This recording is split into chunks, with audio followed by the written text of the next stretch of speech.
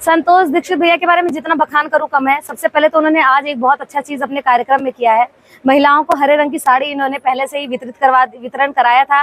महिलाओं ने उस साड़ी को बनवा लिया और आज सब हरे रंग में दिख रही थी। ये चूड़ियां जो आप मेरे हाथ में इतनी इतनी देख रही है, ये चूड़ियां उन्होंने बंटवाई हैं। यहाँ राधा रानी के वेशभूषा में सज के 2 कलाकार आए जिन्होंने ये चूड़ियां बांटी। मैंने गाया भी, मनिहारी का वेश बनाया, शाम चूड़ी बेचने आया। तो ये जो पूरी संतोष दीक्षित भैया की परिकल्पना थी वो अपने आप में बहुत ही अनोखी, बहुत ही अलग थी और महिलाओं के बड़े मन की थी। दबलमा कलकतिया जे में झालर मोतियाना की जे में झालर मोतियाना रे सजनावा हरि हरि पतियाना की सरिया लाइदा ए बाबू कलकतिया जे में झालर मोतियाना।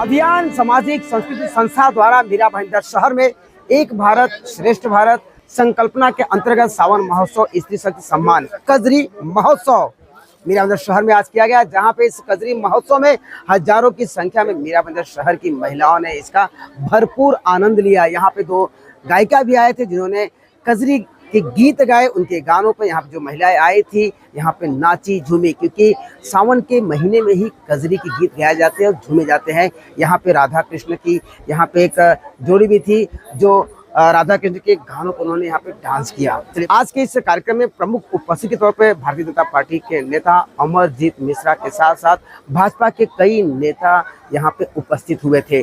चलिए बात करते हैं अमरजीत मिश्रा जी से और हम बात करेंगे यहाँ के आयोजक संतोष दीक्षित के उसमें एक ऐसा त्योहार जब कजरी गाने के लिए बहनें अपने मायके आया करती हैं, ऐसे समय में रक्षाबंधन का ये त्योहार पड़ रहा है और ऐसे में जितने बहनें आएंगी वो कजरी भी सुनेंगी, रक्षाबंधन का त्योहार भी अपना मनाएंगी, साथ ही साथ अपने भाई को राखी बांधकर उनकी लंबी उम्र की कामना भी करेंगी।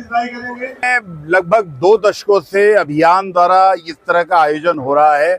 मुझे लगता है कि जो लोग यहाँ पर श्रम संस्कृति के वंशज बनकर आए, वे लोग यहाँ पर काम के चक्कर में ये भूल गए कि उनकी अपनी संस्कृति क्या है। उस संस्कृति से वो जुड़े, साथ ही वे अपनी नई पीढ़ी को अपनी संस्कृति से अवगत कराएं।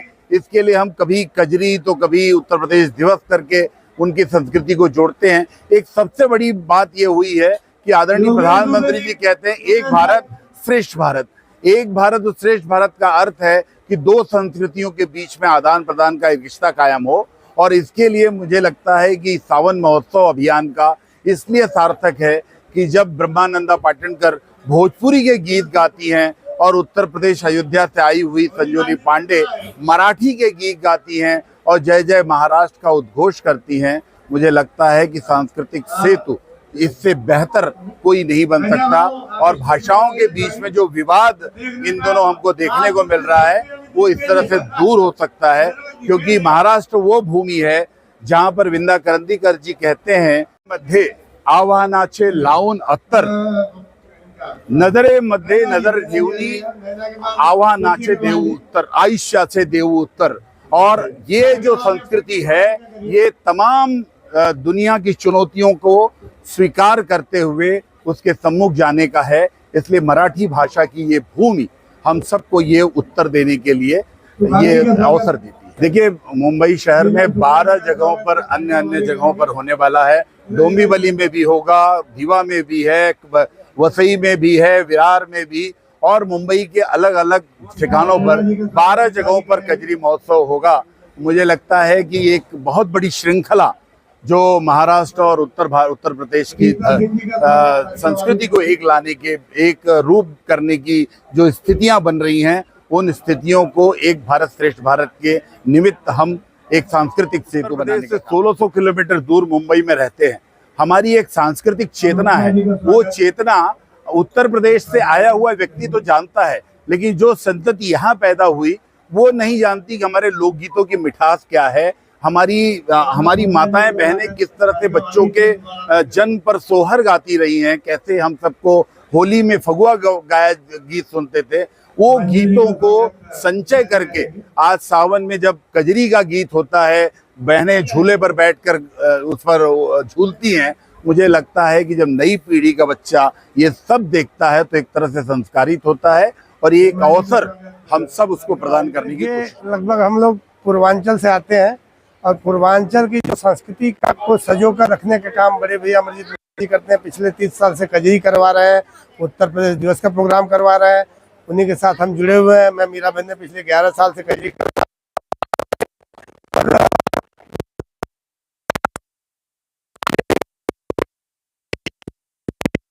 जानकारी मिर्जापुर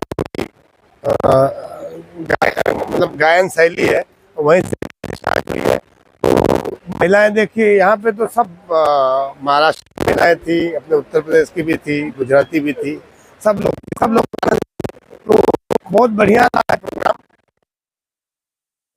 कल चेंबूर में है, परसों डोंबिवली में है, परसों रीवा में है, फिर उसके बाद बोरीवली में है, दादर में है, बसई में है, नाला सुपारा में है। ऐसे सब जगह पर कजरी हमारी चलती रहेगी।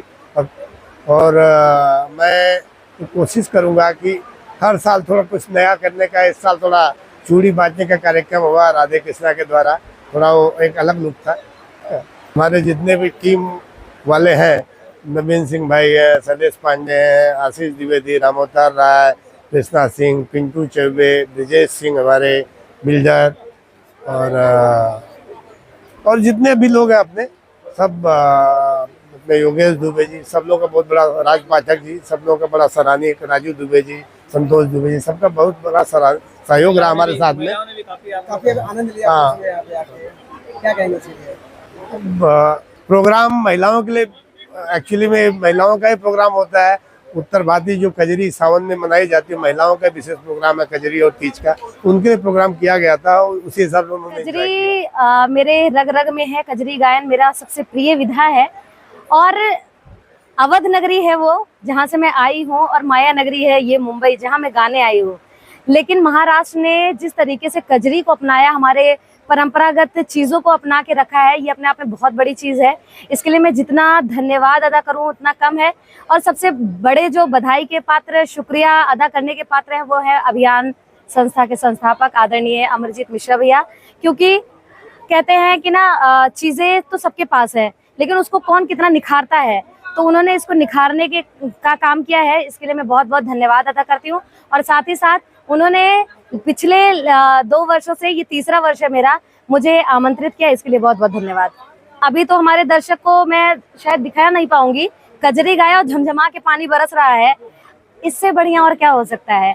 कजरी बारिश के मौसम में ही गाई जाने वाली चीज है, और जब मैंने कजरी गाई, लोग झूम रहे, नाच रहे, झमझमा के पानी बरस रहा है। असली कजरी आज हुआ है यहाँ पे।